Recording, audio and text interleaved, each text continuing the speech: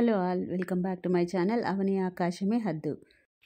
ఢిల్లీ ట్రిప్లో భాగంగా రెండవ రోజు మేమైతే ఫస్ట్ ఆగ్రాలో ఉన్న తాజ్మహల్ అయితే చూసుకున్నాము. తర్వాత ఆగ్రాలోనే ఉన్న ఆగ్రా ఫోర్ట్కి అయితే వెళ్ళామన్నమాట. ముందుగా టికెట్ అయితే 50 రూపీస్ క్యూ లైన్లో నిలబడి తీసుకున్నాము. యాక్చువల్గా ఆన్లైన్ సెర్చ్ చేసాము, ఎందుకు ఆ రోజు ఆన్లైన్లో కుదరలేదు. సో క్యూ అయితే చాలానే ఉన్నింది. సో మేము వెళ్ళింది అయితే థర్స్డే అనమాట. లోపలికి అయితే బ్యాగ్స్ అలో లేదు. సో బ్యాగ్స్ అంతా కౌంటర్లో ఇచ్చేసి టికెట్ తీసుకొని మేమైతే లోపలికి ఎంటర్ అయ్యాము. ఫస్ట్ అయితే ఈ ఫోర్ట్ని చౌహాన్ రాజపుత్రులు నిర్మించారు. తర్వాత అక్బర్ వచ్చేసి దీన్ని రీబిల్డ్ చేశాడండి. 1565లో దీని ప్రాముఖ్యతను గుర్తించి రీబిల్డ్ చేసుకున్నాడనమాట. ఇదైతే ఈ ఫోర్ట్ తాజ్మహల్ నుండి 2.5 కిలోమీటర్స్ దూరంలో ఉందన్నమాట. ఇదైతే యునెస్కో వరల్డ్ హెరిటేజ్ సైట్గా గుర్తించింది. సో ఈ ఫోర్ట్ అనేది మొఘల్ రాజుల మెయిన్ రెసిడెన్స్గా ఉండిందన్నమాట 1638 వరకు. ఫోర్ట్ మొత్తం రెడ్ శాండ్ స్టోన్తో కట్టించారు యమునా రివర్ ఒడ్డున. సో మెయిన్ గేట్ నుంచి లోపలికి వెళ్ళాము అండ్ నెక్స్ట్ గేట్ కూడా వచ్చేసింది.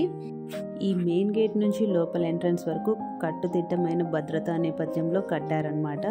ఇక్కడ చూడండి, ఫ్లోర్ అనేది కొంచెం ఎటువాలుగా ఉంది, అంటే ఎలిఫెంట్స్, హార్సెస్ నడవడానికి వీలుగా కొంచెం ఎటువాలుగా కట్టారు. సైడ్కి అయితే సోల్జర్స్ ఉండేవాళ్ళేమో ఈ రూమ్స్ అంతా. తర్వాత ఇలాగే ఫ్రంట్లోకి వెళ్తే ఈ సైడ్కి అంతా వాల్స్ ఉన్నాయి కదండి, ఇక్కడంతా చిన్న చిన్న హోల్స్ ఉన్నాయన్నమాట. అప్పుడు ఎవరైనా శత్రువులు లోపలికి ఎంటర్ అయినప్పుడు అక్కడి నుంచి వేడి వేడి నూనెను వేసేవారి అంట. మేము వెళ్ళినప్పుడైతే వెదర్ చాలా బాగుండింది. వెదర్లో మేమైతే ఈ ఫోర్ట్ని చాలా బాగా ఎంజాయ్ చేసాము. చూడండి, ఇలా ఉందన్నమాట ఫ్లోరింగ్ అంతా. సైడ్కి అయితే వాల్స్ ఇలా ఉన్నాయి. సో ఫస్ట్ అయితే వేడి నూనెను, తర్వాత అయితే బిగ్ బిగ్ రాళ్ళను వేసేవారంట. ఇక్కడ చూడండి, ఆ హోల్స్ కనబడుతున్నాయి కదా, చాలా కట్టుదిట్టంగా కట్టించుకున్నారు ఈ కోటను.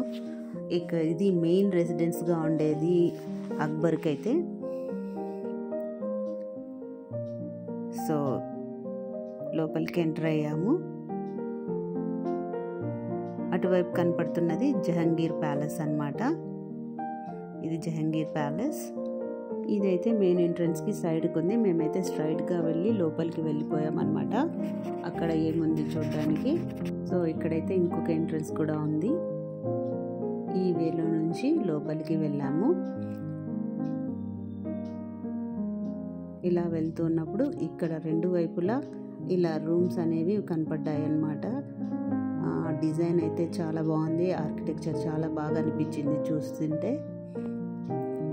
ఇలా స్తంభాలతో ఇలా డిజైన్ చాలా బాగుండింది.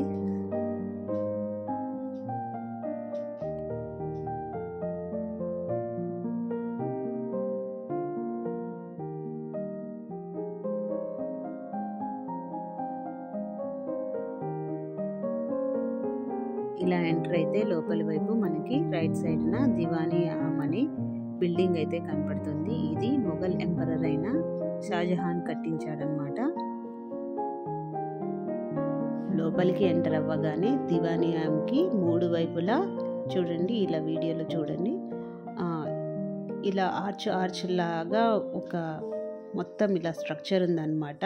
మేబీ అక్కడికి సామాన్య ప్రజానికం వచ్చినప్పుడు కూర్చోడానికి కానీ, లేదు అంటే సైనికులు రెస్ట్ తీసుకోవడానికి కానీ ఏర్పాటేమో అని అనిపించింది మాకైతే. చూడండి, మొత్తం 3 సైడ్స్ అండ్ మిడిల్లో కూడా దివానీ ఆమ్కి 2 వైపులా కూడా ఈ స్ట్రక్చర్ అయితే ఉందన్నమాట. సో ఇది అయితే చూడడానికి పాలరాతి కట్టడంగా అనిపించినా కానీ ఇది రెడ్ శాండ్ స్టోన్తోనే కట్టించారంటండి. దాని మీద కోటింగ్ వైట్ లైమ్తో ఇవ్వడం వల్ల అలాగా కనపడుతోంది. మొత్తం క్లీన్గా మెయింటైన్ చేస్తున్నారు ఈ ఫోర్ట్ని అయితే. ఆ వెదర్ కూడా చాలా ఆహ్లాదంగా ఉన్నింది ఆ రోజు. మేమైతే చాలా బాగా ఎంజాయ్ చేసాము ఈ ఫోర్ట్ మొత్తము. మొత్తానికి ఇక్కడ ఆగ్రాలో అన్ని చోట్ల ఫారినర్స్ అయితే చాలా ఎక్కువగా ఉన్నారు. ఇక్కడైతే రాజు సామాన్యులతో సమావేశాలు జరిపేవారనమాట. ఇక్కడ దివానీ ఆమె గురించి మొత్తంగా డీటెయిల్స్ ఇచ్చారు ఎంట్రన్స్లో. ఇక్కడైతే ఈ డీటెయిల్స్ అన్నీ ఇచ్చారనమాట. ఎప్పుడు కట్టారు, ఇదంతా విడ్త్లో ఉంది, ఎన్ని పిల్లర్స్ ఉన్నాయి అనే డీటెయిల్స్ మొత్తం ఇచ్చారనమాట. అలాగే ఇంకొక దివానీ ఆమ్ అనేది అక్బర్ కట్టించిందే, అది ఫతేపూర్ సిక్రీలో ఉందన్నమాట. అది కూడా ఇక్కడ ఇచ్చారు. సో ఇక్కడైతే ఒక ఫిరంగి ఉండింది దానికి ఎదురుగానే. ఇంకొక వైపు అయితే, ఇంకొక సైడ్ అయితే ఒక సమాధి ఉంది ఒకటి. ఇది బ్రిటిషర్ అయిన జాన్ రస్సెల్ క్లావిన్స్ అనే ఆయనదన్నమాట.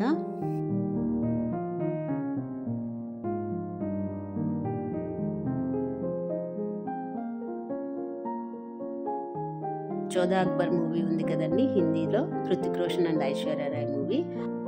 అందులోని సెట్టింగ్స్ మొత్తం వీటిని ప్రేరణగా తీసుకొని చేసినదే అని చెప్తారు. ఇందాక చూపించాను కదండి దివానీ ఆమ్ అనేది, అక్కడ మూవీలో కూడా హృతిక్ రోషన్ కూర్చొని ప్రజలతో మాట్లాడే సీన్ ఉంటుంది కదా, అదంతా కూడా ఈ దివానీ ఆమ్ని ప్రేరణగా తీసుకొని చేసిందే అంట. దివానీ ఆమ్కి ఎదురుగానే ఒక బావి అయితే ఉందన్నమాట. దీన్ని స్టెప్ వెల్ అని రాసించారు. కాకపోతే దీని గురించి డీటెయిల్స్ అయితే ఏమీ లేవు, మొత్తం క్లోజ్ చేసి ఉంచారు. చాలా పెద్దగా ఉంది బావి అయితే.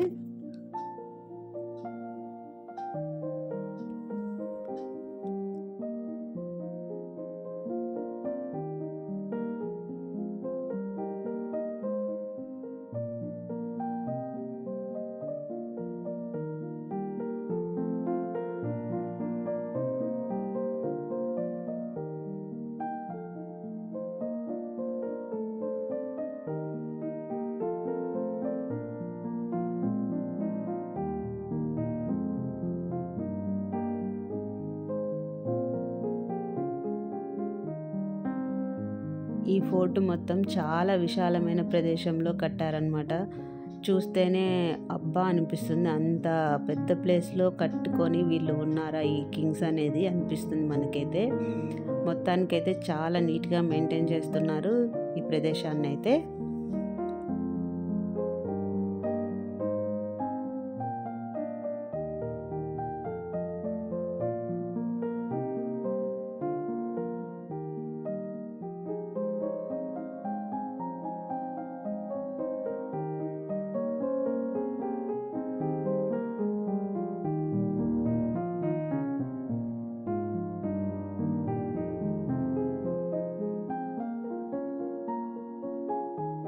ఇక్కడంతా చూసుకొని బయటికి వచ్చేసి లెఫ్ట్ సైడ్ ఉన్న జహంగీర్ మహల్ వైపు అయితే వెళ్తున్నాము. జహంగీర్ అక్బరు అండ్ హిందూ రాణి అయిన జోధాకు పుట్టిన కొడుకు అన్నమాట. సో ఇటువైపు వెళ్తున్నప్పుడు బయట ఒక పెద్ద బాత్ టబ్ కనపడుతుంది, చూసారా? ఇదిగోండి, అటువైపే వెళ్తున్నాను నేనైతే. ఈ టబ్ని జహంగీర్ పుట్టినప్పుడు జైపూర్ మహారాజు గిఫ్ట్గా ఇచ్చాడనమాట. మొత్తం దీంట్లో బంగారు మన్నులు అన్నీ వేసి ఇచ్చారని చెప్తారు. చిన్నప్పుడంతా జహంగీరు ఈ టబ్లోనే స్నానం చేసేవారంట. దీనిలోకి ఎక్కడానికైతే చిన్నగా సైడ్కి అయితే స్టెప్స్ అయితే ఉన్నాయి. సో ఈ టబ్ మీద అక్కడక్కడ డిజైన్స్ కూడా ఉన్నాయి, ఫ్లవర్ డిజైన్స్ చూడండి. సో ఇంకా అక్కడ నుంచి ఇంకా మహల్ లోపలికి ఎంటర్ అయ్యామన్నమాట. ఇది మెయిన్ గేట్ ఇక్కడే మహల్కి. సో పైన అంతా చిన్న చిన్న గోపురాల్లాగా ఉన్నాయి కదా, మేబీ అక్కడ సైనికులు నిల్చొని కాపలా కాసేవాళ్ళేమో. సో ఇక్కడ నుంచి లోపలికి ఎంటర్ అవుతున్నాము మహల్ లోపలికి. ఇక్కడైతే పెద్ద డోర్ ఉంది ఎంట్రన్స్లోనే. అండ్ ఇక్కడ నుంచి చప్పట్లు కొడితే లోపలికి వినపడేదని చెప్తారు. పైనంతా ఇలాగ పెద్ద డోమ్ షేప్లో ఉందన్నమాట, డిజైన్ చేసి. సో ఇక్కడ నుంచి ఇలా వే ఉంది లోపలికి వెళ్ళడానికి.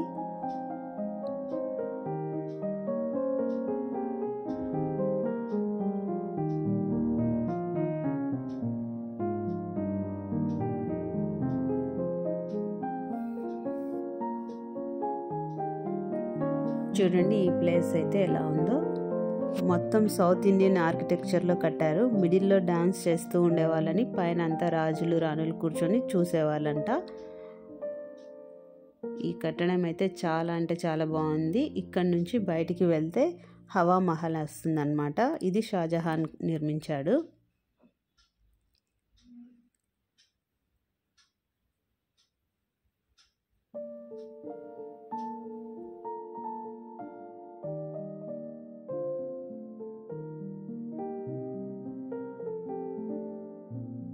ఇదంతా చూసుకొని బయటికి వెళ్తున్నాము. ఈ మధ్యలో కూడా సైడ్స్కి రూమ్స్ ఉన్నాయి అండ్ పైన అయితే పెద్ద డోమ్స్ ఉన్నాయి. ఇక్కడ కూడా సైడ్స్కి మొత్తం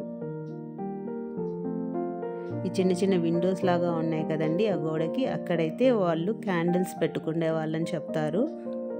అప్పట్లో ఎలక్ట్రిసిటీ లేదు కాబట్టి. సో ఇదైతే హవా మహల్. యమునా నది నుంచి వచ్చే చల్లటి గాలులు ఇక్కడ రాజులు రాణులు ఎంజాయ్ చేసేవారంట ఈవినింగ్ టైమ్స్లో.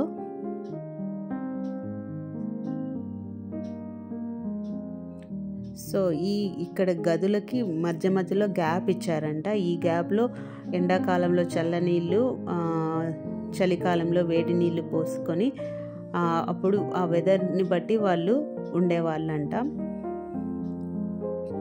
ఇక్కడ కనిపిస్తుంది కదండి చిన్న చిన్న విండోస్. అక్కడ నుంచి మనకైతే తాజ్మహల్ కనబడుతుంది.